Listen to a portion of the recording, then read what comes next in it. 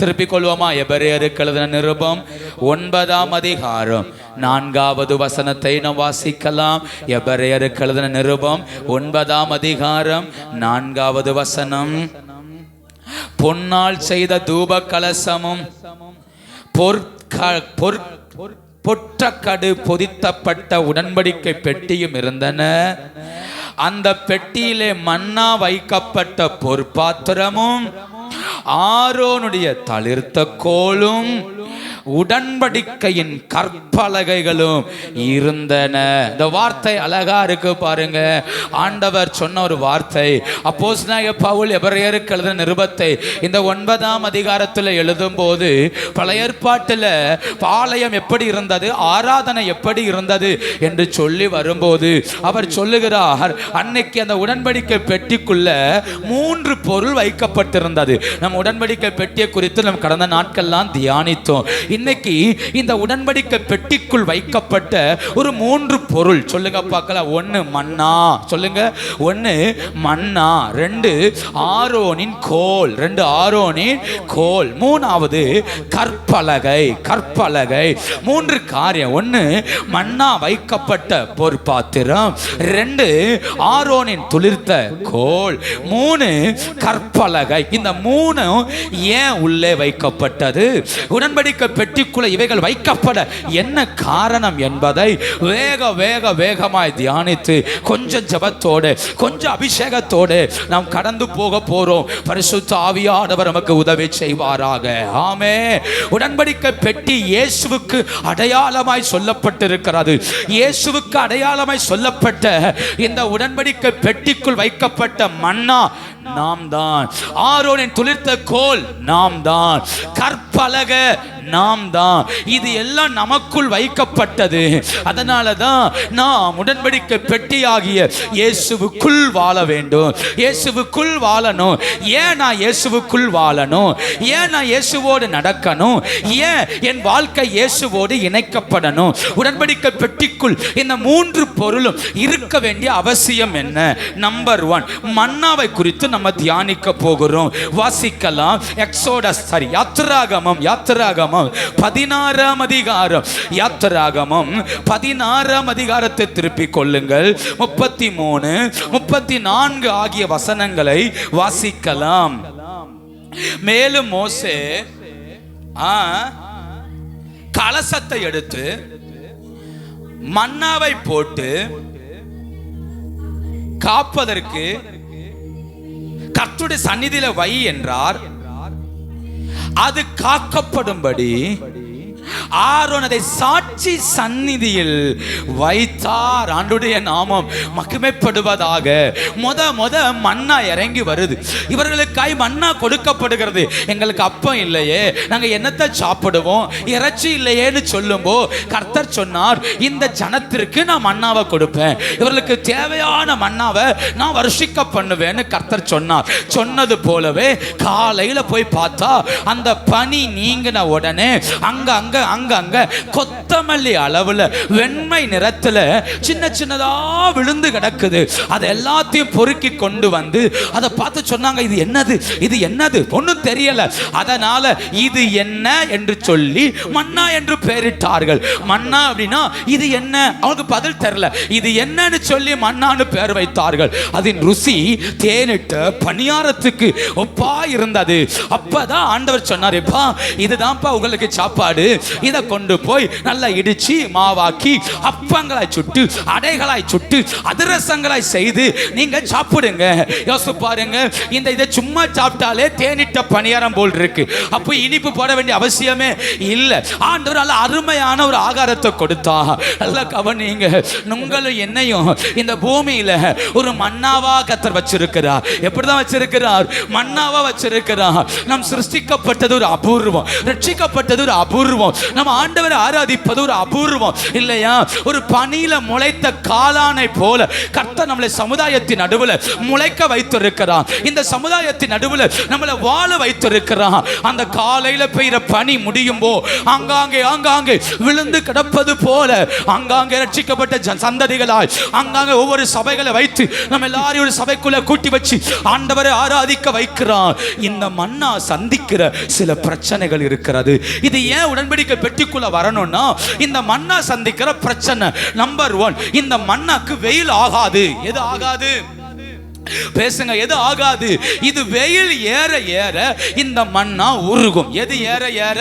வெயில் ஏற ஏற மன்னா உருகும். வாஸ்து பாருங்க, அதுல 19ஆம் வசனத்தை பாருங்க. இல்ல கொஞ்சம் மேல வாங்கல.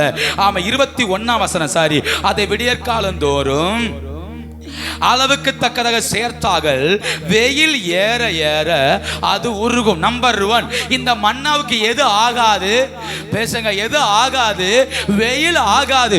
அதனால தான் கர்த்தர் சொன்னார், இதை வெளியில வச்சிராத, வெயில் வந்தா உருகிரும், உன் கையிலேயே கிடைக்காது. அதனால காலையிலேயே போய் அந்த மன்னாவை கொண்டு வந்துரு. அப்ப நம்பர் 1, வெயில் ஆகாது. ரெண்டாவது காலை வரைக்கும் வச்சிருந்தா நாற்றம் எடுத்துரும். காலை வரைக்கும் மீதி வச்சிருந்தா என்ன எடுக்கும்? இதுடைய ஆயுசு காலமே ஒரு 5 மணில இருந்து சாயங்காலம் 5 மணி வரைக்கும் மட்டும்தான். இது ஒரு 6 மணி வரைக்கும் மட்டும்தான். இத மறுநாள் காலைக்கு மீதி வைப்போம்னா இது மறுநாள் இருக்காது. சும்மா சுருக்கமா சொல்லுவோமே, 12 மணி நேரம் மட்டும்தான் இதால வெளியில வாழ முடியும். அப்படி 12 மணி நேரத்துக்கு மேல போனா பூச்சி வைக்கும், புழு வைக்கும், நாற்றம் எடுக்கும். இது என்ன எடுக்கும்? நாற்றம் எடுக்கும். அப்போ வெயிலும் பட முடியாது, மறுநாளைக்கு மீதியும் வைக்க முடியாது, நாற்றம் எடுத்துரும். அடுத்து இன்னொரு பிரச்சனையும் இதற்கு இருக்கிறது. என்ன பிரச்சனை அப்படின்னா, இத ஒரு ஓமருக்கு மேல எடுக்கவும் கூடாது. எத்தனை ஓமருக்கு மேல? ஒரு ஓமருக்கு மேல எடுக்க கூடாது. அப்படின்னா இதை அளவா தான் பயன்படுத்த முடியும். அளவுக்கு மீறி யாரும் என்ன செய்ய முடியாது? சேர்க்க முடியாது.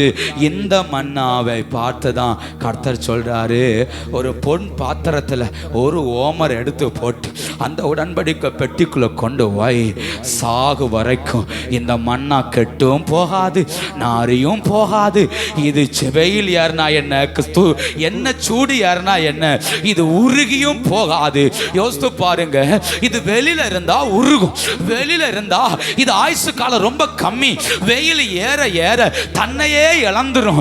ஆமா, ஒருவேளை இது ஒருத்தர் கையில கிடைச்சி அவங்க காலை வரைக்கும் மீதி வச்சா நாற்றம் எடுத்துரும். இது நாரக்கூடியதையா? நம்ம வாழ்க்கை நாட்டம் எடுக்கிற வாழ்க்கை, நம்ம வாழ்க்கை உருகிற வாழ்க்கை. ஒண்ணு தெரியுமா? யோனாவுடைய தலையில வெயில் சுட்ட போது வசனம் சொல்லுது, யோனா தனக்குள் சோர்ந்து போனா. அப்படின்னா வெளியில இருந்தோம்னா சோர்வு நம்மளை மேற்கொள்ளும். வெயில் அப்படின்னா சோர்வு நம்மளை என்ன செய்யும்? மேற்கொள்ளும். யோனாவுக்கு ஒரு பெரிய சோர்வு வந்தது. அது என்ன சொல்லிச்சு தெரியுமா? பேசாம செத்து போயிறேன். அந்த சோர்வு அவனுக்கு கற்றுக் கொடுத்த பாடம், செத்து போயிறேன்.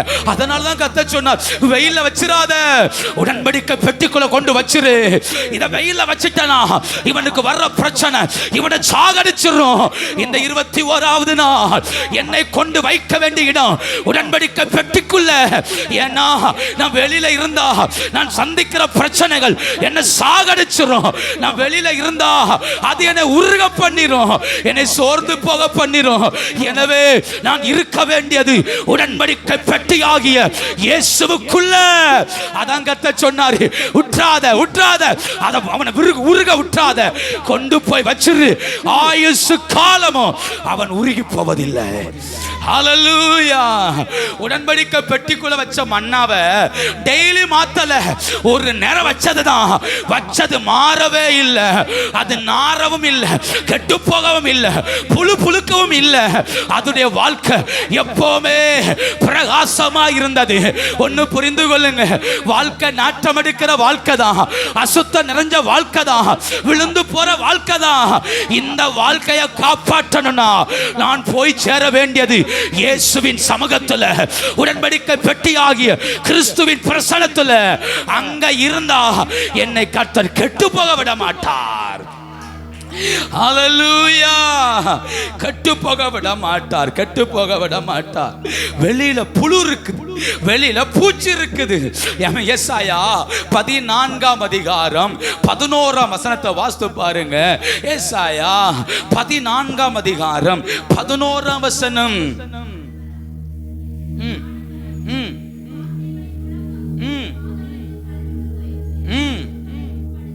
புழுக்களே உன் படுக்கை, பூச்சிகளே உன்னுடைய புழுக்கள் எங்க இருக்குமா?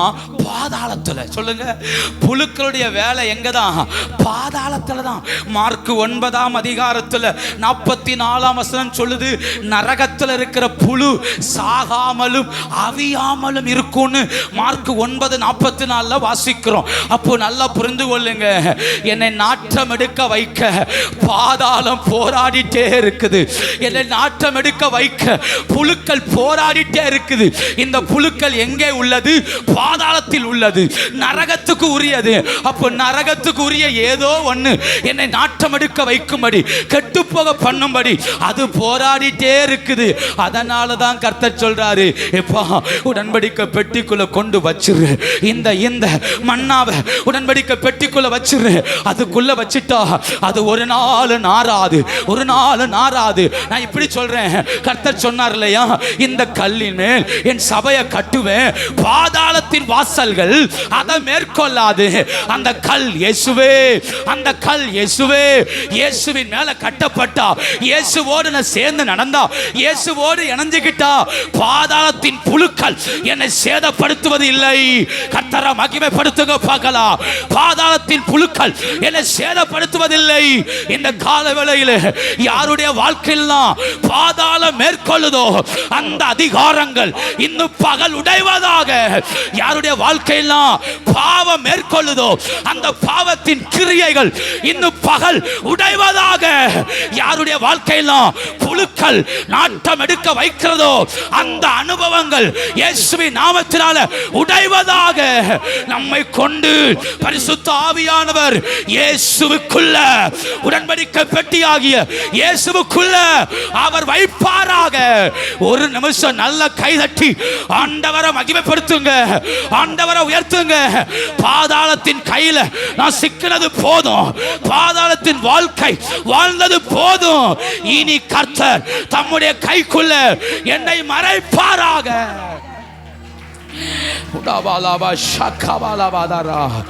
கர்த்தர் தம்முடைய மகிமைக்குள்ள என்னை மறைப்பாராக. கர்த்தரை உயர்த்துங்க பார்க்கலாம். உடன்படிக்கை பெட்டிக்குள்ள நான் மறைஞ்சிரணும்.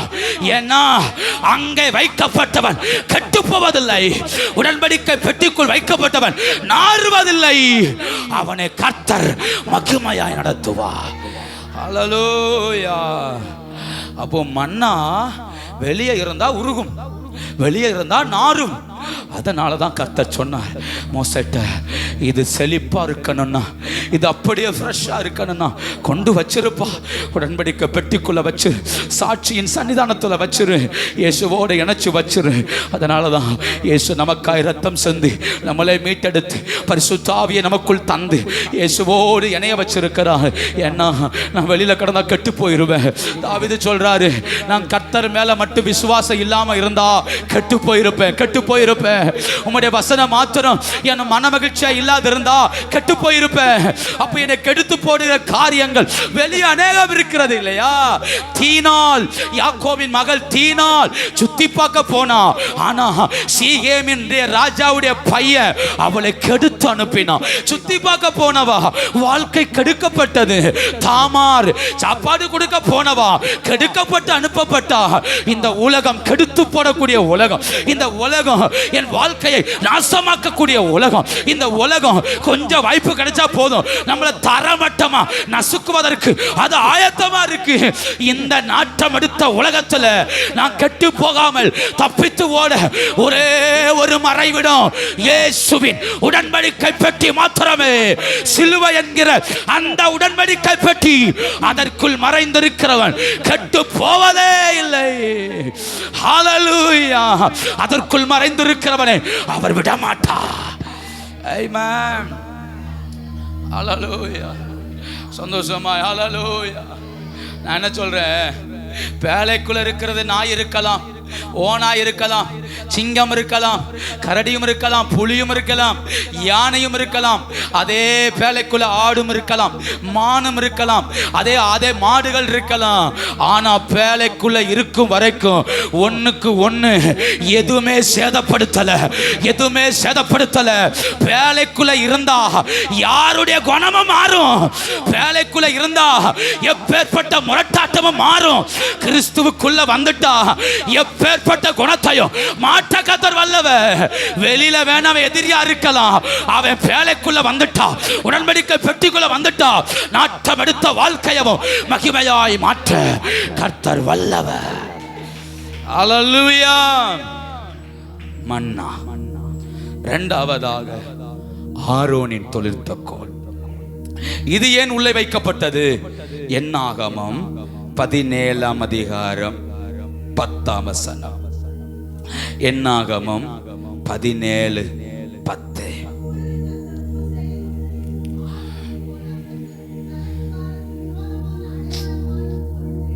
அதை திரும்பவும் சாட்சி பெட்டிக்கு முன்னே வை.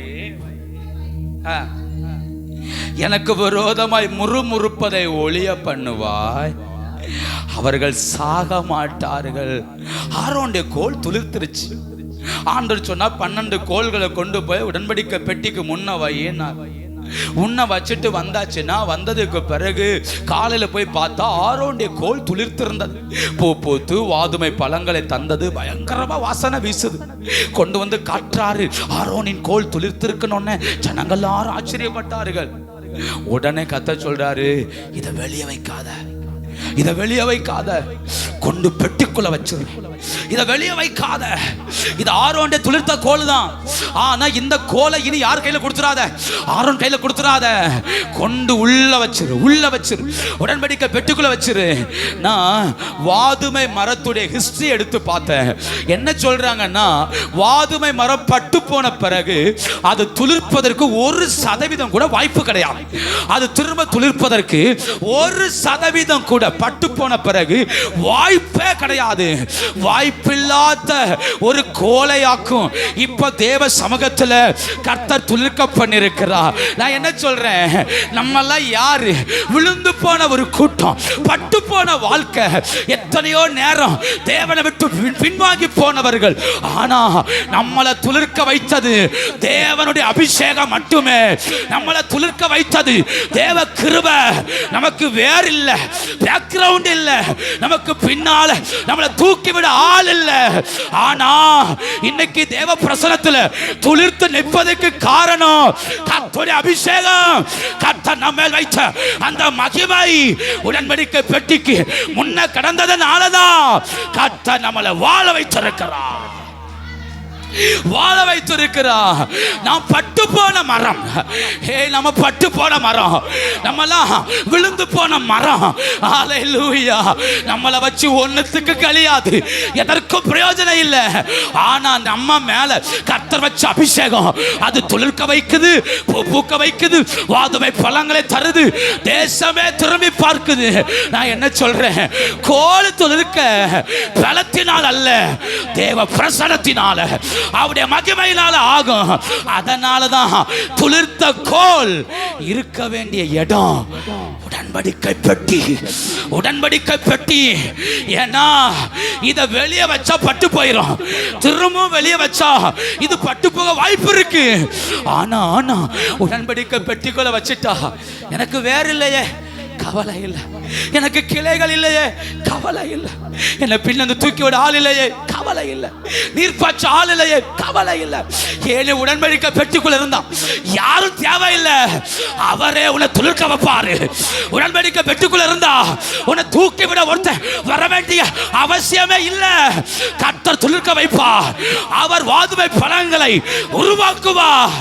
யார் சொன்னது வளராது என்று கர்த்தர் சொல்றாரு.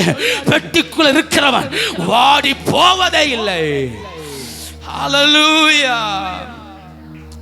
பெட்டிக்குள்ள இருக்கிறவன் ரூத்தை பார்த்து போவா சொல்றாரு, இஸ்ரவேலின் தேவனாகிய கர்த்தருடைய செட்டை என் கீழ் வந்த உனக்கு அவரால நிறைவான பலன். பட்டு போன வாழ்க்கைக்கு ஒரு விசுவாசம், அந்த தேவன் என்னுடைய தேவன், அந்த ஜனம் என்னுடைய ஜனம். பட்டு போன வாழ்க்கை, புருஷனை இழந்தாச்சு, பிள்ளை இல்லை, மாமியாவும் விதவை, விதவையும் ஒரு மருமகளும் மட்டும்தான். ஆனா ஒரு விசுவாசம், கர்த்தர் மேல போயிருவோமே, அந்த பிரசன்னத்துக்குள்ள போயிருவோமே, வாழ்ற வாழ்க்கைய பெத்தலேகளை போய் வாழ்வோமே. கிளம்பி வந்துட்டா போவா சொல்றாரு, மா நீ பட்டு போய் வந்த, ஆனா வந்த இடமோ துளிர்க்கிற இடம். நீ பட்டு போய் வந்த, நீ நம்பி வந்தல்ல, அவர் துளிர்க்க வைக்கிறவர். ஹல்லேலூயா. எப்படிப்பட்டவனையும் எப்பேற்பட்டவனையும் உயிரோடு எழுப்ப கர்த்தர் வல்லவர், கர்த்தர் வல்லவர். ஐயா செத்து போனானே, 4 நாளாச்சுனாலும் அவனை எழுப்பவும் கர்த்தர் வல்லவர். ஹல்லேலூயா. அவனை உயிரோடு மகிமைப்படுத்த கர்த்தர் வல்லவர்.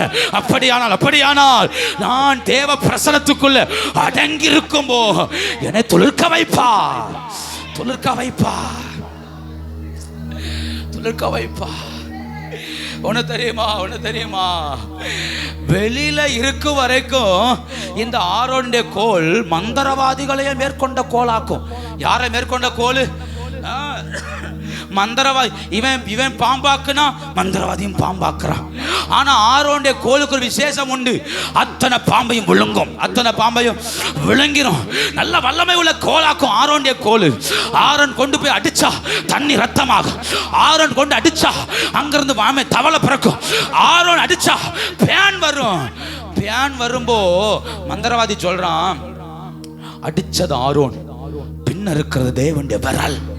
அடிச்சது ஆரோன், ஆனா பின்ன தேவனுடைய விரல் இருக்கு. இதை எதிர்த்து எங்களால ஒன்னும் செய்ய முடியாது, என்னால ஒன்னும் செய்ய முடியாது.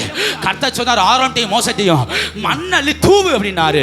போய் சாம்பலையும் மண்ணை அள்ளி தூவினா, வசனம் சொல்லுது, மந்திரவாதிகள் மேலையும் அந்த கொப்பளங்கள் வந்ததுனால அவர்களால் மோசைக்கு முன்னாலையும் ஆரோனுக்கு முன்னாலையும் நிற்க கூடாமல் போயிற்று. யோசித்து பாருங்க, முந்தின அபிஷேகம் மந்திரவாதிகளை நடுங்க வைத்தது, ஆனா பிந்தின அபிஷேகம் ஆமே பரலோகத்தையே அசைத்தது. துளிர்க்க முடியாத ஒருவனுடைய வாழ்வை துளிர்க்க வைத்தது. நான் என்ன சொல்றேன், நீங்க முந்தின காலத்தில் பிரகாசித்திருக்கலாம், ஆனா இந்த 2025 இந்த 11வது மாசத்துல ஒரு பிந்தின அபிஷேகம், ஒரு பிந்தின அபிஷேகம், ஒரு மகிமையின் அபிஷேகம், இது உங்களை திரும்ப துளிர்க்க வைக்கும். உங்க கோலுக்கு ஒரு ஜீவனை உருவாக்கும். உங்க மேல இருக்கிற அபிஷேகத்துக்கு, அதிகாரத்துக்கு ஒரு உயிரை இது தரும்.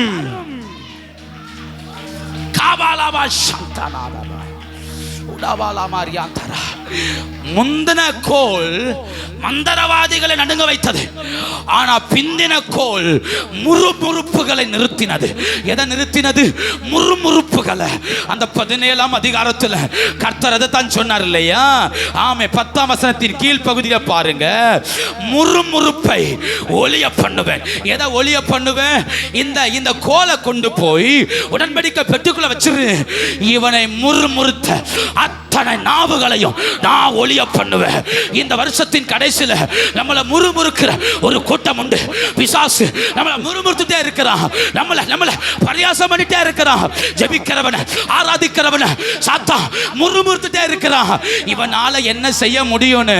என்னால ஒண்ணு செய்ய முடியாது, ஆனா என்னை துளிர்க்க வைக்கிற என் தெய்வத்தால முறுமுறுப்புகளை ஒளிய பண்ண முடியும். எத்தனை பேர் கர்த்தரை உயர்த்துறீங்க? என் வீட்டுக்கு விரோதமாய், என் வாழ்வுக்கு விரோதமாய், ஊழியத்துக்கு விரோதமாய் எழும்புகிற எல்லா முறுமுறுப்புகளையும் அவர் ஓய பண்ணுவார். ஹல்லேலூயா. ஓய பண்ணுவார். ஹல்லேலூயா, ஹல்லேலூயா. நான் ஒரு காரியத்தை சொல்லிட்டு நம்ம ஜெபிக்க போறோம். நம்ம வீட்டுக்குள்ள இருக்கிற இந்த 5 அனுபவம் உடையணும். இந்த 5 அனுபவம் உடையணும். ஒன்று 4 இடத்துல முறுமுறுப்பு ஆழமா வரும். ஒன்று, சூழ்நிலை கசப்பாகும்போ முறுமுறுப்பு வரும். சூழ்நிலை சொல்லுங்க, சூழ்நிலை கசப்பாகும் போது வீட்டுக்குள்ள என்ன வரும்? கொஞ்சம் சூழ்நிலை வித்தியாசமாயிருச்சு, நேற்று வரைக்கும் நல்லா இருந்த வாழ்க்கை கொஞ்சம் சரியில்லைன்னா ஆட்டோமேட்டிக்காக வீட்டுக்குள்ள என்ன வந்துடும்? முறுமுறுப்பு. முறுமுறுப்பு இது ஒரு பொல்லாத ஆவியாக்கும். நான் சொல்றேன், 2, விரும்பினது கிடைக்காவிட்டால் முறுமுறுப்பு வரும். விரும்பினது, நான் ஆசைப்பட்டது கிடைக்கலன்னா வீட்டுக்குள்ள முறுமுறுப்பு வரும். இதெல்லாம் பிசாசுடைய தந்திரம். மூணாவது அனுதின தேவைகள் சந்திக்கப்படாமல் இருக்கும்போது முறுமுறுப்பு வரும். அனுதின தேவைகள் சந்திக்கப்படாமல் இருக்கும்போது முறுமுறுப்பு வரும். 4வது தேவன் மேலேயே முறுமுறுப்பு வரும். யாரு மேல சொல்லுங்க? 4 காரியம். 1, சூழ்நிலை கசப்பாகும் போது முறுமுறுப்பு வரும். 2, விரும்பினது கிடைக்கலன்னா முறுமுறுப்பு வரும். 3, அனுதின தேவை சந்திக்கப்படாவிட்டால். இந்த 3லையும் முறுமுறுத்துட்டே இருந்தா 4வது முறுமுறுப்பு தேவன் மேல வரும். தேவன் மேல முறுமுறுப்பு வந்தா 1 கொரிந்தியர் 10ஆம் அதிகாரம் 10ஆம் வசனம் சொல்லுது, முறுமுறுக்கிறவன் மேல சங்காரம் வரும். முறுமுறுக்கிறவன் மேல என்ன வரும்? சங்காரம் வரும். சொல்லுங்க, முறுமுறுக்கிறவன் மேல சங்காரம் வரும். சங்காரம் வரும். அப்போ என் வீட்டுக்குள்ள இருந்து ஒளிய வேண்டியது முறுமுறுப்பு. என் வீட்டுக்குள்ள இருந்து ஒளிய வேண்டியது முறுமுறுப்பு. கசப்ப நினைச்சு யாரோ ஒருத்தர் முறுமுறுத்துட்டே இருக்கிறது. தேவையை நினைச்சு யாரோ ஒருத்தர் முறுமுறுத்துட்டே இருக்கிறது. வீட்டுக்குள்ள உட்கார்ந்து ஆண்டவரை பத்தி முறுமுறுத்துட்டே இருக்கிறது. இந்த பகல் வேளையில இந்த முறுமுறுப்புகளை எல்லாம் கர்த்தர் வீட்டை விட்டு ஒளிய பண்ணணும். ஏன்னா சில சங்காரம் வந்தது இதனாலதான், முறுமுறுத்ததனாலதான். சில சங்காரம் வீட்டுக்குள்ள நடந்துட்டே இருக்கு. கர்த்தரை ஸ்தோத்திரம் பண்ணுங்க. என் வீட்டை விட்டு முறுமுறுப்பு ஒளியட்டும். கர்த்தர் துளிர்க்க பண்ணுவாராக. கர்த்தர் துளிர்க்க பண்ணுவாராக. எத்தனை பேர் ஜெபிக்கிறீங்க? என் வீட்டை விட்டு முறுமுறுப்பு ஒளிவதாக. என்ன வந்தாலும் சந்தோஷமாய் ஆராதிக்கிற இருதயங்கள் எங்க வீட்டுக்குள்ள பெருகுவதாக. முறுமுறுப்புகள் ஒளிவதாக இயேசுவின் நாமத்தினால. Hallelujah. Praise God. அதனால தான் ஆரோனை பார்த்து சொன்னார், பா உன் கோலை கொண்டு போய் உள்ள வச்சிரு. இது வெளியே இருந்தா பட்டு போயிடும், வெளியே இருந்தா நல்லா இருக்காது. அதனால கொண்டு போய் உள்ள வச்சிரு. வாழ்நாள் முழுக்க வாசனை வீசிட்டே இருக்கட்டும். வாழ்நாள் முழுக்க வாசனையா இருக்கட்டும். யோசித்து பாருங்க, இப்போ ஆரோன் கோல் இல்லாமல் மெதுவாக நடந்து போகும்போ தேசம் பார்க்கும். ஆரோனுடைய கோலங்க. ஆரோன் சொல்லுவான், என் கோல் பெட்டிக்குள்ள இருக்கு. என் கோலங்க பெட்டிக்குள்ள இருக்கு. யா ஆவிக்குரிய வாழ்க்கை எப்படி இருக்கு? பிரசன்னத்துக்குள்ள இருக்கு. எப்படி இருக்கிறீங்க? ஆண்டவரோடு நடக்கிறேன், ஆண்டவரோட வாழ்றேன். வார்த்தை மாறிடுச்சு பாத்தியலா? நேற்று வரைக்கும் எவன் முறுமுறுப்பான்னு தெரியல, எவனை கண்டு விலகி போகன்னு தெரியல. ஆனா இப்ப ஆரோன் தைரியமா போவார். அவருக்கு தெரியும் என் முறுமுறுப்பை எல்லாம் கர்த்தர் ஒளிய பண்ணிருக்கிறா. என் கோல் இப்ப என்கிட்ட இல்ல, என் கோல் கர்த்தர்ட்ட இருக்கு. என் வாழ்க்கை கர்த்தர் கையில இருக்குது. அதெல்லாம் பவுல் சொல்றாரு, பிழைத்திருக்கிறது நான் அல்ல, இயேசுவே அவர் என்னில் பிழைத்திருக்கணும். ஆமென். அப்போ மன்னா உடன்படிக்கை பெட்டிக்குள்ள இருக்கணும். துளிர்த்த கோலும் பெட்டிக்குள்ள போயிடணும். கடைசியா 1 கற்பலகை.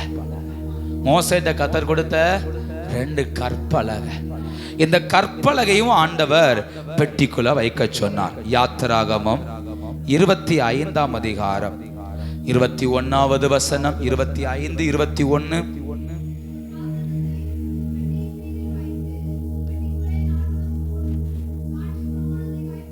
சாட்சி பிரமாணத்தை பெட்டிக்குள்ள வைப்பாயாக. எதற்காக இந்த பிரமாணத்தை கொண்டு வைக்கணும்? மண்ணா வைக்கன்னா ஒரு நியாயம். ஏன்னா என் வாழ்க்கை நாற்றம் எடுக்கிற வாழ்க்கை, உள்ள வச்சாதான் மனமா இருக்கும். ஆரோனுடைய துளிர்த்த கோலை வச்சாச்சுன்னா அது ஒரு நியாயம்தான். ஏன்னா வெளியே இருந்தா பட்டு போகும், முறுமுறுப்பு பெருகும். உள்ள இருந்தா தான் முறுமுறுப்பை ஒளிய பண்ண முடியும். கற்பலகைக்கு என்ன செஞ்சது? கற்பலகை ஏன் உள்ள போகணும்? கற்பலகை ஏன் உள்ள போய் இருக்கணும்? இல்லையா? என் இருதயம் தான் கற்பலகை. அதுல தான் பிரமாணத்தை கர்த்தர் என்ன செய்திருக்கிறார்? எழுதியிருக்கிறார். எல்லா காவலோடும் இருதயத்தை காத்துக்கொள், அதனிடத்திலிருந்து ஜீவ ஊற்று. அப்போ உள்ளதான் இருக்குது. கற்பலகையை ஏன் பாதுகாக்கணும் அப்படின்னா, மோசே ஒரு 40 நாள் ஃபாஸ்டிங் போட்டு ஜோம் பண்ணார். அப்படி ஜோம் பண்ணி தேவ சமூகத்தில் காத்திருந்தப்போ ஆண்டவர் 2 கற்பலகை தன் கையினால் எழுதி மோசே கையில் கொடுத்தார். மோசே இதை வாங்கிட்டு இறங்கி வரும்போது கத்த சொன்னா, ஜனங்கள்லாம் பாவம் செஞ்சுட்டாங்க, போய் பாரு அப்படின்னா. அப்போ 2 பக்கம் 2 கற்பலகை, 2 கற்பலகை, இப்படி ஒரு கற்பலகை தூக்கி வச்சுக்கிட்டு வார. இந்த பக்கம் ஒரு கற்பலகை, இந்த பக்கம் ஒரு கற்பலகை தூக்கி வச்சுக்கிட்டு இப்போ மோசே வாரா. இவர் எத்தனை நாள் ஜோமன் இருக்கிறாரு சொல்லுங்க? 40 நாள் புசிக்கவும் இல்லை, குடிக்கவும் இல்லை. 40 நாள் ஜோமன் இருக்கிறார். 40 நாள் தேவ சமூகத்தில் காத்திருந்திருக்கிறார். 2 கற்பலையை தூக்கி வச்சுட்டு வர்றார். இந்த ஜனத்திற்காக தேவன் வச்ச திட்டங்கள் எல்லாம் வாங்கிட்டு மேலேருந்து வர்றார். வரும்போது ஜனங்களை பார்த்தா ஆடி பாடி கொண்டாடி, பாதி பேர் நிர்வாணமா நிற்கிறான். வேசித்தனம் பண்ணி பாவம் செஞ்சு ஒரு விக்கிரகத்தை உண்டாக்கி அதுக்கு முன்ன பணிந்து குனிந்து ஆண்டவரை சேவிக்கிறது போல இவர்கள் சேவிக்கிறத கண்ட உடனே தன் கைக்கு எரிஞ்சான். 2 சுக்குநூறா உடைஞ்சது. 2 சுக்குநூறா உடைஞ்சிருச்சு. கோபத்துல நேர போனார், அந்த சிலையை அடிச்சு நொறுக்கினார். கர்த்தர் பட்சத்தில் நிற்பது யாருன்னு கேட்டா லேவியன் வந்தான். பட்டயத்தை கெட்டு வேசித்தனம் பண்ணி நிர்வாணமா இருக்க அத்தனை கொன்னு போடுனான். 3000 பேர் செத்து போனான். கொன்னு போட்டதுக்கு அப்புறம் கர்த்தர் சொன்னார், மோசே இந்த ஜனத்துடன் இருந்தா கொன்றுவேன், என் கூடாரத்தை கொண்டு வெளியே போடுன்ட்டார். வெளியே போட்டாச்சு. வெளியே போட்டு கர்த்தருக்கு கோபமெல்லாம் கொஞ்சம் ஆறி வருது. இந்த ஜனம் கொஞ்ச நாள் ஆகுது, நகை போடக்கூடாதுட்டார். எல்லா நகையும் கழட்டுன்ட்டாரு. எல்லாம் ஒப்பாரிச்சு ஆளுன்ட்டாரு. சந்தோஷமே இருக்கக்கூடாதுன்ட்டாரு. பயங்கர டென்ஷன்ல இருக்கிறார் ஆண்டவர். விக்கிரகத்தை ஆராதிச்சிட்டாங்களே அப்படின்னு. இப்ப மோசே கொஞ்ச நாள் ஆக ஆக ஆக மோசேக்குள்ள ஒரு ஃபீல் ஆகுது. என்ன ஒரு தேவ பிரசன்னத்தை ஃப்ரீயா உணர முடியலையே. அவர் என்கிட்ட பேசுறாரு, ஆனாலும் என் இருதயம் ஏதோ ஒரு இடத்துல எம்டியா இருக்குதேன்னு யோசித்தா அப்பதான் புரிஞ்சது, கர்த்தர் கொடுத்த தரிசனத்தை நான் உடைச்சிட்டேனே. கர்த்தர் கொடுத்த வாக்குத்தத்தத்தை நானே உடைச்சிட்டேனே. 40 நாள் ஜோமனி வாங்கின கிருபை அதை கொண்டு வந்து இவனுக்காக என்ன செஞ்சிட்டேன், உடைச்சிட்டேனே. அதை நினைச்சு மோசைக்குள்ள ஒரு கண்ணீர் வருது. அதனாலதான் மோசை திரும்ப ஜோமண்டார், மகிமையை காண்பீங்கப்பா, உங்க சமூகம் வேணும்பா, உங்க பிரசன்னம் வேணும்பா. அதுக்கு முன்னாடி சொல்லு, கர்த்தர் சிநேகிதனோடு பேசுவது போல மோசையோட பேசிட்டா இருக்கிறாரு. ஆனாலும் இவனால அத ஒரு ஃபுல்ஃபில் ஆகல. ஏன்னு பார்த்தா அப்பதான் புரியுது, எழுதி கொடுத்த கற்பலகை என்ன செஞ்சிட்டோம், உடைச்சிட்டோமே. உபாகமம் 9ஆம் அதிகாரத்துக்கு வாங்க, 9ஆம் அதிகாரத்துக்கு வாங்க. அதுல பாருங்க 17ஆம் வசனம். அப்பொழுது நான் என் 2 கைகளிலும் இருந்த அந்த 2 கற்பலகையில ஓங்கி எறிந்து உடைச்சு போட்டேன். 25ஆம் வசனம். கர்த்தர் உங்களை அழிப்பேன் என்று சொன்னபடினால் நான் முன் போல கர்த்தரின் சமூகத்தில் இரவும் பகலும் 40 நாள். யோசித்து பாருங்க, ஏற்கனவே எத்தனை நாள் இருந்தார், முடிச்சுட்டு தான் கீழே வரும்போது எதை உடைச்சார், கற்பலகை உடைச்சிட்டார். இப்போ யோசிக்கிறார், ஐயோ நான் உடைச்சது கற்பலகை. கர்த்தர் எனக்கு எழுதி கொடுத்த தரிசனம், கர்த்தர் எனக்கு எழுதி கொடுத்த திட்டம். நம்ம சொல்லுவோம்ல, ஆண்டவர் ஒரு நாள் தரிசனம் தந்தாரியா, அதெல்லாம் மறந்து போச்சு. கர்த்தர் அப்படிலாம் என்ன சொன்னாரு, ஆனா இப்போ அப்படிலாம் இல்ல. சில சொல்றேன்ல, அன்னைக்கு ஒரு நாள் கர்த்தர் அப்படி வச்சிருந்தார் ஆவியில, இன்னைக்கு அப்படி இல்லை. அந்த தரிசனம்லாம் உடைஞ்சு போயிருச்சு, அந்த திட்டம்லாம் உடைஞ்சு போயிருச்சு. அன்னைக்கு இருந்த அபிஷேகம்லாம் இன்னைக்கு இல்லையா. அதைத்தான் மோசே சொல்றார், இல்லையே. அதனால ஒரு 40 நாள் தேவனுக்கு முன்ன போய் விழுந்து கிடக்கிறதுக்காக தீர்மானிச்சு ஒரு பேக்கை தூக்கி கிளம்பும்போ கர்த்தர் சொன்ன ஒரு வார்த்தை, 10ஆம் அதிகாரம் 1ஆம் வசனம். கர்த்தர் என்னை நோக்கி, முந்தினவைகளுக்கு ஒத்த 2 கற்பலைகளை வெட்டி கொண்டு வா, மலையின் மேல் ஏறி என்னிடத்தில் வா, ஒரு மர பெட்டியையும் சொல்லுங்க, ஒரு மர பெட்டியையும். இப்ப கத்த சொல்றாரு, சரிப்பா நான் திரும்ப உனக்கு தர்றேன், ஆனா ஒண்ணு பண்ணு, ஃபர்ஸ்டே நீ மேல வந்தா பலகை நான் ரெடி பண்ண, இப்ப நீயே பலகை எடுத்துட்டு வா, எழுதுறது நான் எழுதலாம் எடுத்துட்டு வாங்கிறார். யோசித்து பாருங்க, இந்த சம்பவம் நடக்கும்போது எப்படியும் மோசேக்கு ஒரு 85-90 வயசு என்ன செஞ்சிருக்கும், நெருங்கி இருக்கும்ல. ஓரளவுக்கு ஒரு கணக்குக்கு வச்சுக்கோமே, ஒரு 90 வயசுன்னு வச்சுக்கோங்களேன். 90 வயசுல கிட்டத்தட்ட கற்பலகை, இது என்ன பலகை, மரப்பலகை கிடையாது, கற்பலகை. இந்த கல்வெட்டுலாம் பார்த்துருக்கீங்களா? கல்வெட்டு வெயிட்டா இருக்குமா, சும்மா வெயிட் இல்லாம இருக்குமா? வெயிட்டா தான் இருக்கும், சும்மா தூக்க முடியாது. இவன் வச்சது கற்பலகை, கல்லுல செஞ்ச பலகை. ரெண்டை தூக்கிட்டு மேல போகணும். கர்த்தர் சொல்றாரு, இனி இந்த பலகை உடையக்கூடாது, இனி தரிசனம் உடையக்கூடாது. அதனால ஒண்ணு பண்ணு, ஒரு பெட்டியை செஞ்சு அதுக்குள்ள வச்சு மேல கொண்டு வா. ஒரு பெட்டியை செஞ்சு அதுக்குள்ள வச்சு கொண்டு வா, நான் எழுதி தரேங்கிறார். யோசித்து பாருங்க, இனி மலையில கீழே இருந்து மேலே ஏறணும். ஒவ்வொரு படியா மேலே ஏறி போகிறான். எதற்காக? கர்த்தர் என் மேல தரிசனத்தை எழுதணும், என் மேல எழுதணும். முத தடவை அவர் எழுதினார், ரெண்டாவது தடவை நான் கேட்டு போறேன், எனக்கு வேணும்னு கேட்டு போறேன், எனக்கு வாங்கிரன்னு ஆசையோட போறேன். இவன் காத்திருந்து தேவ சமூகத்துல ஏறி மேல போய் கர்த்தர்ட்ட உட்கார்ந்தானா, 2ஆம் வசனம் சொல்லுது, நீ உடைத்து போட்ட முந்தின பலகையில் இருந்த வார்த்தைகளை நான் அந்த பலகையில எழுதுவேன், நீ அவைகளை எங்க வச்சிரு, எங்க வச்சிரு, எங்க வச்சிரு. யா, நீ உடைச்சிட்டே இருந்தா என்னால தந்துட்டே இருக்க முடியாது. நீ தரிசனத்தை உடைக்க உடைக்க திரும்ப திரும்ப என்னால தந்துட்டு இருக்க முடியாது. ஏன் ஆவியும் மனுஷனோட போராடாது. ஒரு நேரம் தந்தா தந்ததுதான். இப்ப கத்த சொல்ல, பரவாயில்லப்பா, ஒரு நேரம் உடைச்சிட்ட, ஒரு எக்ஸ்கியூஸ் தாரேன். இப்ப என்ன பண்ணுனா, ஒரு பெட்டியை உண்டாக்கி இந்த பலகையை கொண்டு போய் பெட்டிக்குள்ள வச்சிரு. ஏன்னா நீ செத்தாலும் இந்த தரிசனம் சாகாது, நீ மடிந்தாலும் உன் மேல வைத்த திட்டம் மடியாது. இந்த தரிசனம் பெட்டிக்குள்ள இருக்கு வரையிலும் இதை உடைக்க ஒருவனாலும் முடியாது. அதனால கர்த்தர் சொன்னாரு, தரிசனத்தை கொண்டு போய் பெட்டிக்குள்ள வச்சிரு. இந்த 21வது நாள் கர்த்தர் கொடுத்த தரிசனத்தை பெட்டிக்குள்ள வச்சிடணும். உடன்படிக்கை பெட்டிக்குள்ள இனி இதை உடைக்க எக்காரணத்தை கொண்டும் அனுமதிக்க கூடாது. அதான் கர்த்தர் சொன்னார், மோசே இனி பலகையை உடைச்சிடாத, கொண்டு வந்து பெட்டிக்குள்ள வை, நான் பாதுகாப்பேன், நான் பாதுகாப்பேன். பெட்டிக்குள்ள வச்சிரு, நான் பாதுகாப்பேன், நான் இதை பத்திரமா பாதுகாப்பேன். பெட்டிக்குள்ள வச்சிரு, இதை யாரும் தொட முடியாது, யாரும் தொட முடியாது. இந்த பலகைய, இந்த நியாயப்பிரமாண புஸ்தகத்தை எவராலையும் மாற்ற முடியாது. அதனால கர்த்தர் சொல்றாரு, கொண்டு வந்து வச்சிரு, நான் இதை பாதுகாப்பேன். ஹல்லேலூயா, சந்தோஷமாய் ஹல்லேலூயா. அப்படியானா என் மேல் கர்த்தர் வைத்த திட்டத்தை நான் கொண்டு வைக்க வேண்டிய இடம் உடன்படிக்கை பெட்டிக்குள்ள, என் மேல் வைத்த அபிஷேகத்தை நான் பாதுகாக்க வேண்டிய இடம் உடன்படிக்கை பெட்டிக்குள்ள. ஏன்னா நான் திரும்ப திரும்ப உடைச்சி திரும்ப திரும்ப காத்திருந்து இல்ல இல்ல இல்ல, தந்ததை பாதுகாக்க வேண்டியது நம்முடைய பொறுப்பு.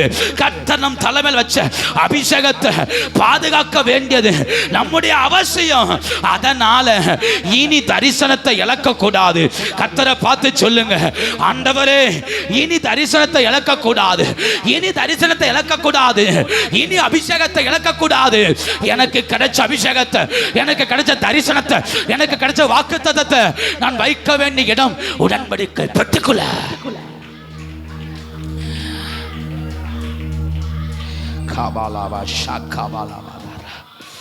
ஹல்லேலூயா, சந்தோஷமாய் ஹல்லேலூயா.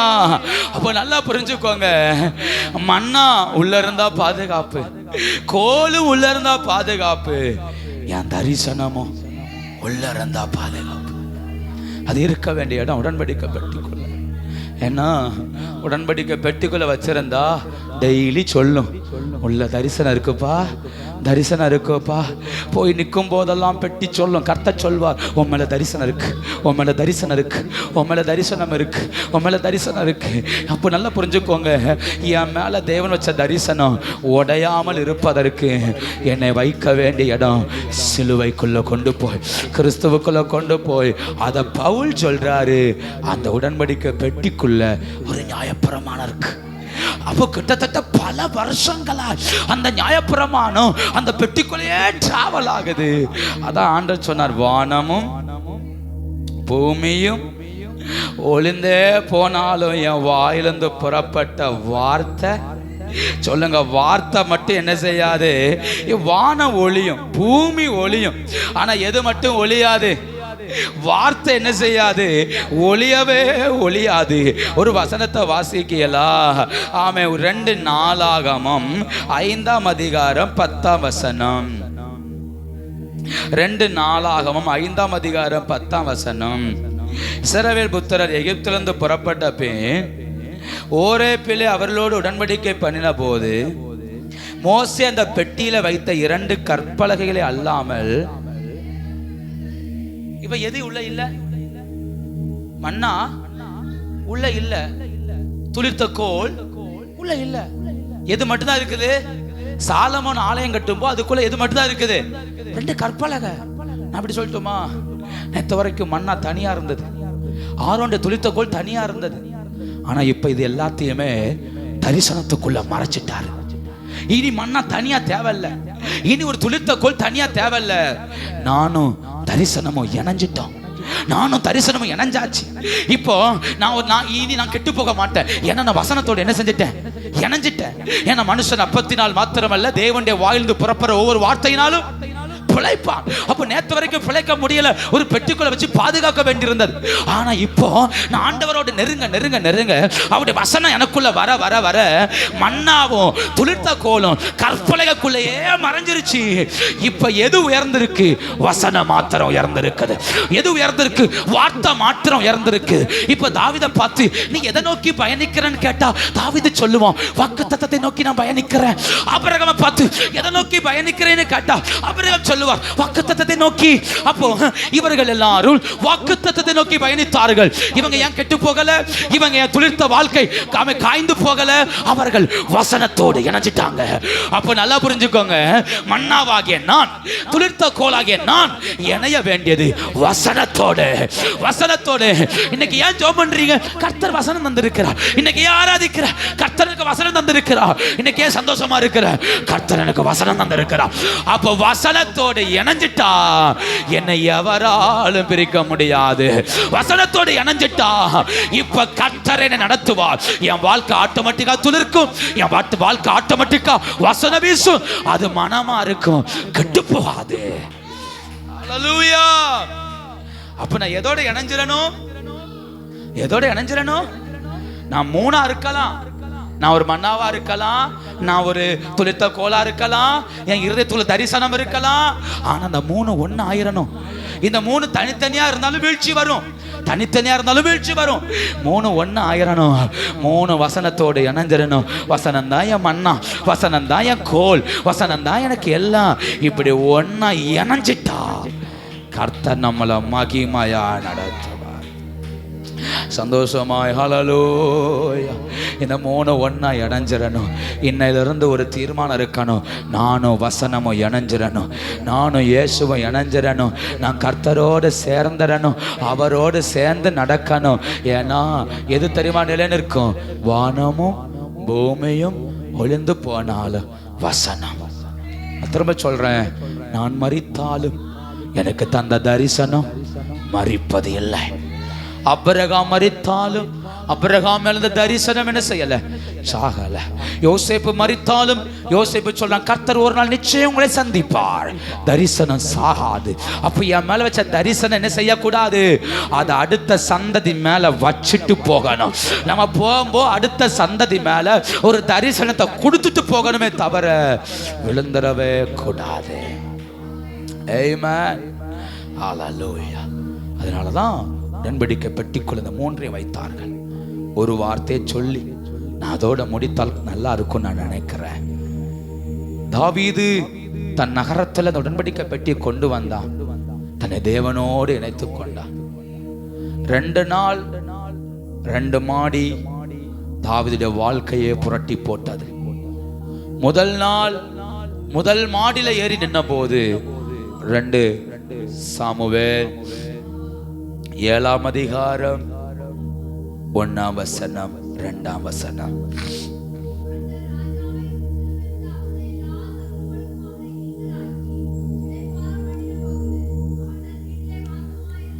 ராஜா நான் தீர்க்கதரிசியாக நாத்தானை நோக்கி,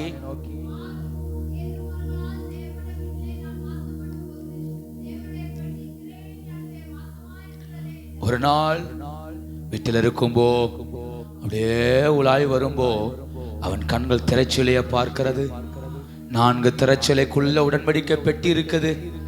அதை பார்த்த உடனே உள்ளம் சொல்லுது, ஐயோ என் தேவனுடைய பெட்டி திரைச்சலைக்குள்ள இருக்குது, அதுக்கு ஒரு ஆலயம் கட்டணும், எப்படியாவது ஏதாவது செய்யணும். நான் என்ன சொல்றேன், நான் தேவனோடு இணைஞ்சிருக்கும்போ நான் எங்க நின்னாலும் என் கண்கள் தரிசனத்தை நோக்கியே இருக்கும். நான் எங்க இருந்தாலும், ஒரு பஸ்ல போனாலும் ஒரு வசனம் என்கிட்ட பேசும், ஒரு ஹாஸ்பிட்டல் போனாலும் அங்கிருந்து ஒரு வசனம் நம்மகிட்ட பேசும், ஒரு எதிரியோட இடத்துக்கு போனாலும் கர்த்தருடைய வசனம் நம்மகிட்ட என்ன செய்யும், பேசும். நான் போற இடத்தெல்லாம் வசனம் என்கிட்ட பேசிட்டே இருக்கும்.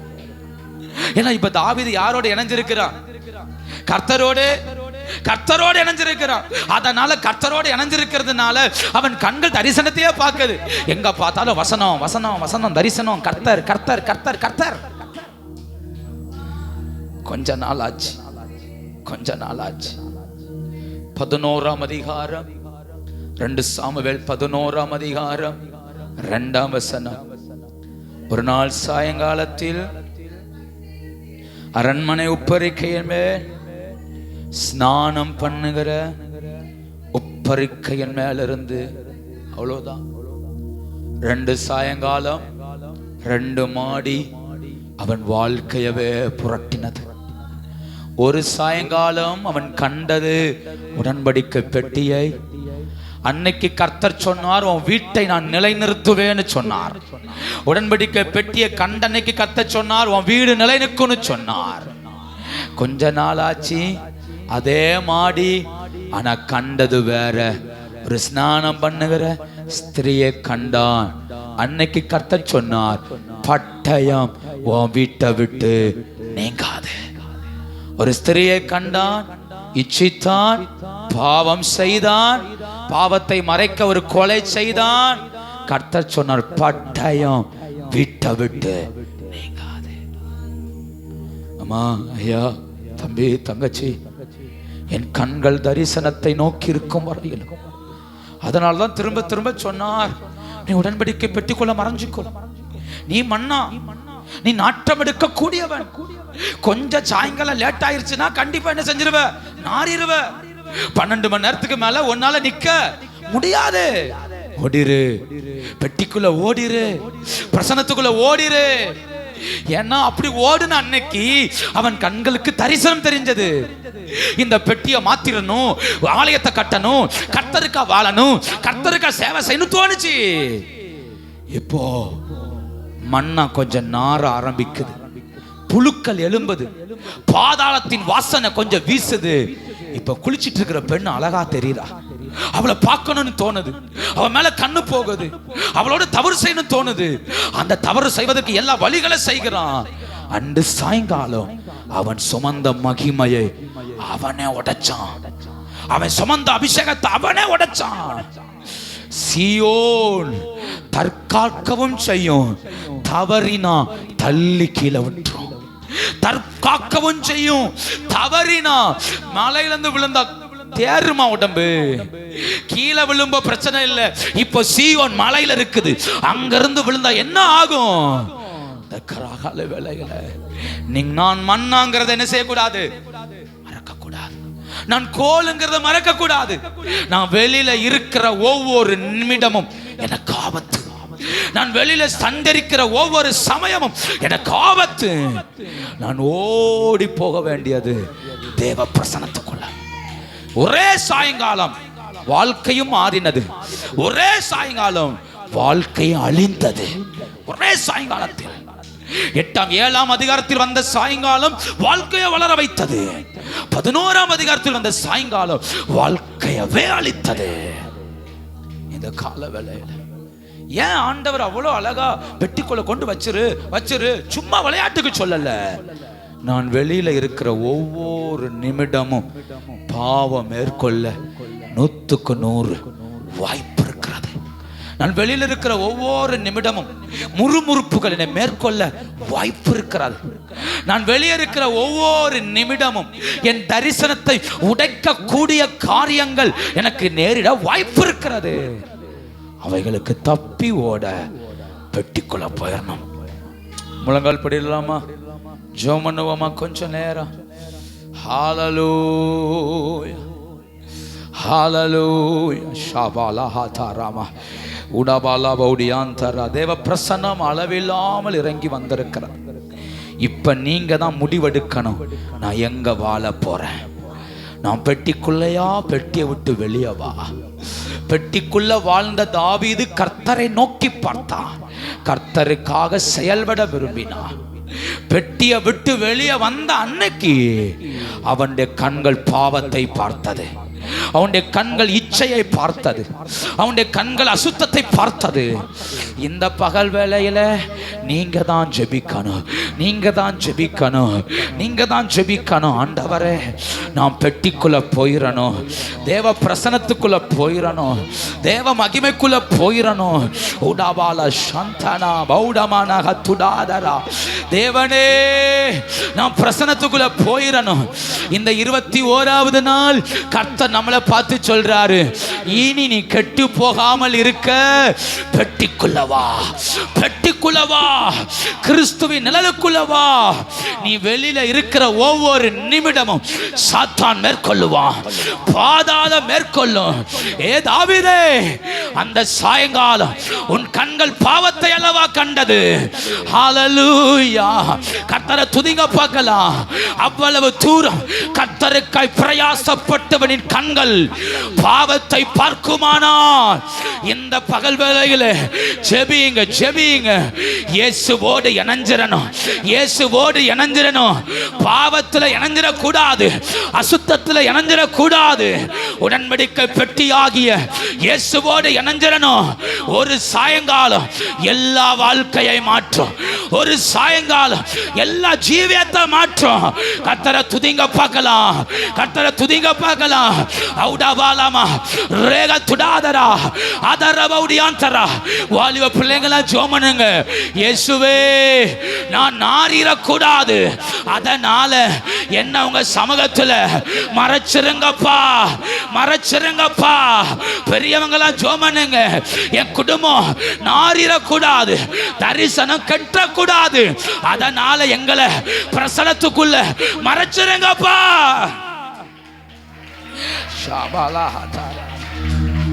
ஓ ராகாதாராபாலா. விடாதீங்க, விடாதீங்க, விடாதீங்க. உன்னை வாழ வைக்க இயேசுவால முடியும், உங்க தரிசனத்தை நிறைவேற்ற இயேசுவால முடியும். தரிசனம் தந்தவர் பெரியவர், தரிசனம் தந்தவர் பெரியவர். அவர் சொல்றார், வா பெட்டிக்குள்ள வந்து உட்கார்ந்துரு, தரிசனத்தை பெட்டிக்குள்ள கொண்டு வந்துரு, வாக்கு தத்தங்களை பெட்டிக்குள்ள கொண்டு வந்துரு. காவாலபாதாரா. அதை வெளியே வச்சா சாத்தான் உடைப்பான், வெளியே வச்சா சாத்தான் உடைப்பான். வெளியே வச்சிராத, வெளியே வச்சிராத. தரிசனத்தை கொண்டு வந்து, உன்னை கொண்டு வந்து கர்த்தருடைய மகிமைக்குள்ள வச்சிரு.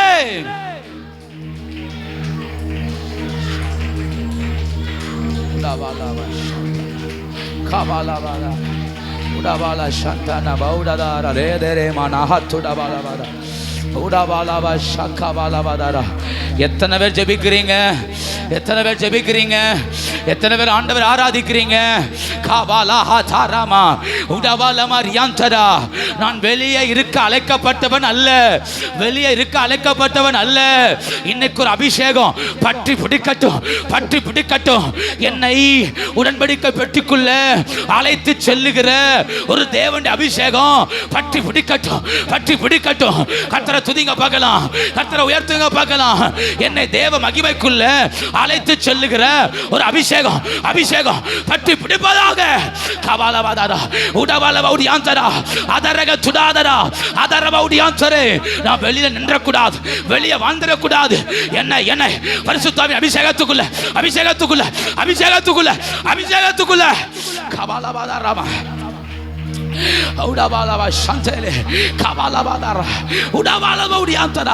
நீ துளிர்த்த கோலம்மா தம்பி தங்கச்சி, நீ துளிர்த்த கோல். நீ வெளியே இருந்தா பட்டு போயிருவ, வெளியே இருந்தா பட்டு போயிருவ. ஓடிரு ஓடிரு, சமூகத்துக்குள்ள ஓடிரு, அப்பாவுடைய பிரசன்னத்துக்குள்ள ஓடிரு. அவர் உன்னை வாடாமல் வதங்கி போகாமல் பாதுகாக்க அவர் வல்லவர். கர்த்தரை துதிங்க, கர்த்தரை உயர்த்துங்க, கர்த்தரை உயர்த்துங்க. உடவாலவா ரியாந்தரா அதரக துடாதரா உடவாலவா உடியாந்தரா.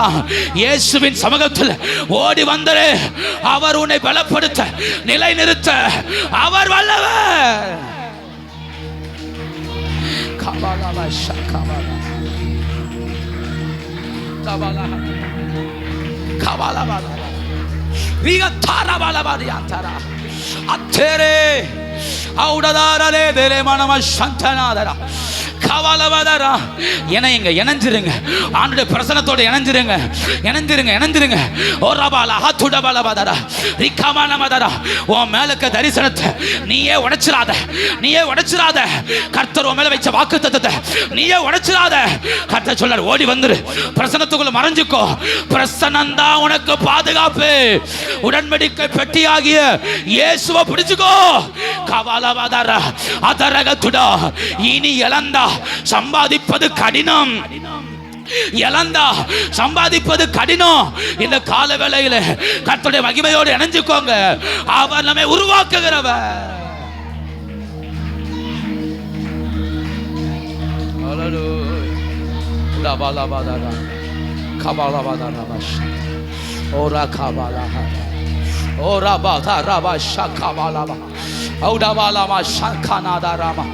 உன் குடும்பம் இனி விழக்கூடாதுமா, இனி விழக்கூடாது. இந்த 21வது நாள்ல ஜெபம் பண்ணுங்க. இனி உன் குடும்பம் விழக்கூடாது. சொல்லிருப்பா, என் குடும்பத்தை உடன்படிக்கை பெட்டி ஆகிய இயேசுவுக்குள்ள இயேசுவுக்குள்ள மறைச்சு வச்சிருங்க, மறைச்சு வச்சிருங்க. எங்க குடும்பத்தை மறைச்சு வச்சிருங்க, என் வாழ்க்கையை மறைச்சு வச்சிருங்க. வாலிப பிள்ளைங்களாம் கேளுங்க, என் வாழ்க்கையை உடன்படிக்கை பெட்டிக்குள்ள மறைச்சிருங்கப்பா, மறைச்சிருங்க. நான் வெளியே இருந்தா நாறிடுவேன், வெளியே இருந்தா கெட்டு போயிருவேன், வெளியே இருந்தா பாவம் என்ன மேற்கொள்ளும், அசுத்தம் மேற்கொள்ளும். என்ன மறைச்சிருங்கப்பா.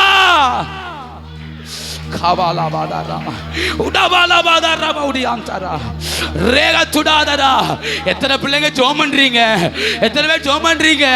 பெரியவங்க ஜெபம் பண்ணுங்க. ஏசப்பா, என் குடும்பத்தை உங்க பிரசன்னத்துக்குள்ள மறைச்சிருங்கப்பா.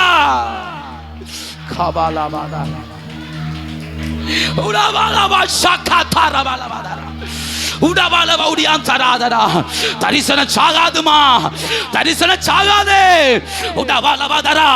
அதை உடைச்சிராத, அதை உடைச்சிராத.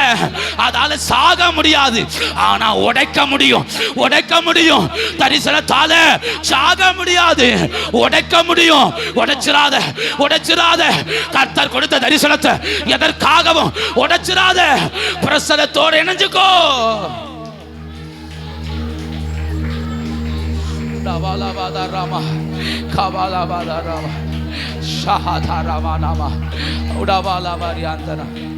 எத்தனை பேர் நம்புறீங்க என் மேல தேவ தரிசனம் இருக்கிறது? நம்புறீங்களா? என் மேல தேவ தரிசனம் இருக்குது. தம்பிமா தங்கச்சிமா நம்புறீங்களா? என் மேல தேவனுக்கு ஒரு திட்டம் இருக்குது. அதை நான் உடைச்சிடக்கூடாது. அதை வாழ வச்சா சாகாது, உடைச்சிட்டா பிரயோஜனப்படாது. ஜோமனுங்க, ஜோமனுங்க. எனக்கு கொடுக்க தரிசனத்தை நான் வாழ வைக்க என்னையே தருகிறேன்ப்பா, என்னையே தருகிறேன்ப்பா, என்னை உடைய கையில் தருகிறேன்ப்பா. என் தரிசனம் சாகக்கூடாது. Hallelujah, Hallelujah. இயேசுவே ராஜனே, ஹalleluya. என்னை தருகிறேன், தருகிறேன் உம் கரத்தில். என்னை படைக்கிறேன், படைக்கிறேன் உம் பாதத்தில்.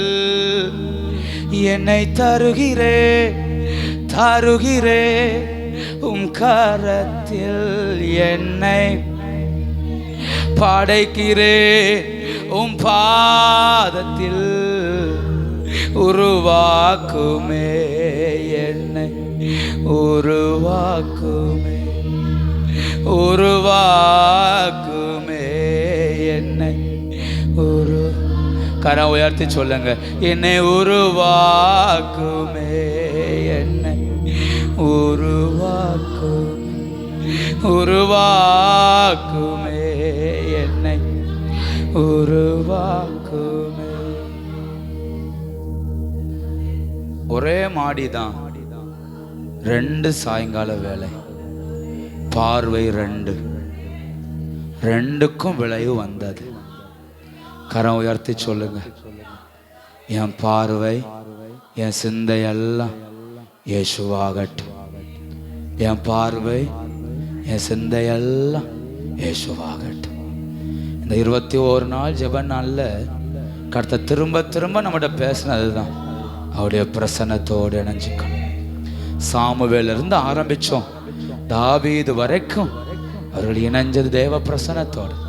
சொல்லுங்க, என் பார்வை என் சிந்தையெல்லாம் தேவ பிரசன்னத்தோடு இணையட்டும்.